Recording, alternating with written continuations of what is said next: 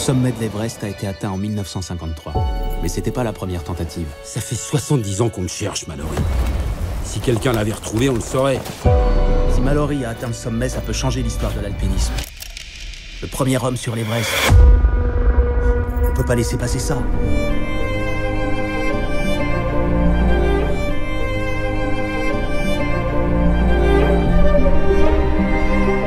Bonsoir, merci d'être là. Juste un mot pour vous dire qu'on est très content d'être là ce soir. Pour nous tous, pour toute l'équipe, c'est un peu l'aboutissement d'un très long chemin. Tout ce qui nous a guidés au long de ce film, en fait, c'est essayer de vous faire passer l'émotion et le plaisir qu'on a eu en lisant la BD, l'œuvre originale.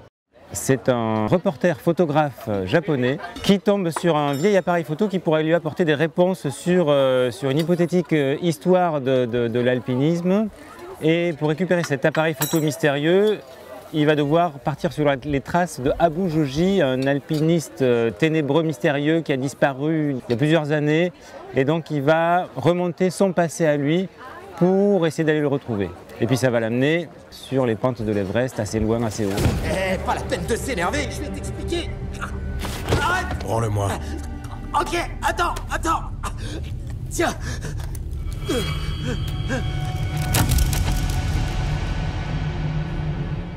Je suis influencé par Taniguchi, puisque c'est une adaptation de Taniguchi. Moi, je connaissais ses BD et je m'en suis pas mal inspiré. Là, on adapte une BD en 5 tomes. C'est énorme et il faut faire des choix. On ne peut pas faire 1h30, on ne peut pas faire tenir 5 tomes en 1h30. Donc, il y a beaucoup de choix à faire. Ce que j'ai trouvé et qui m'a aidé à m'approprier le film, c'est de parler de la quête de l'absolu.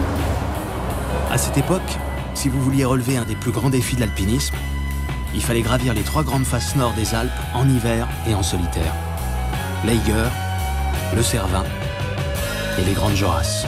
Moi qui connais rien à la montagne, à l'alpinisme, le fait d'aimer cette BD, ça m'a donné une bonne raison de faire le film, essayer de redonner aux spectateurs le plaisir que j'ai eu à lire la BD en fait.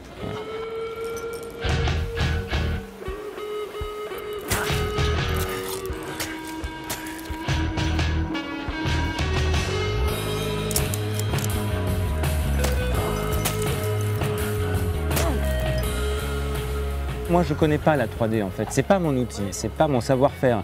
On a envisagé un temps de faire le film en 3D étant donné la complexité du dessin matériel des alpinistes, les détails. Bon, et en fait, il s'avérait que la 3D aussi c'est compliqué. Pour bien faire de la 3D, il faut beaucoup d'argent. Et en fait, le simple budget de la 3D, c'était plus cher que le budget qu'on avait. Donc, au final, on s'est rabattu sur une méthode qui était compliquée, évidemment, parce qu'il faut beaucoup dessiner. Mais au moins, même si les problèmes étaient toujours là, je savais comment les résoudre, puisque c'est mon métier, la 2D.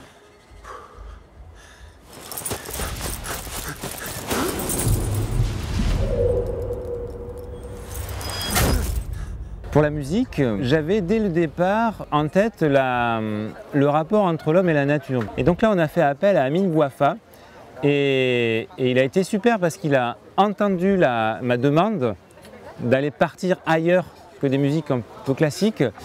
Et là, on a travaillé tous les deux, on a construit petit à petit le sens sonore du film avec sa musique.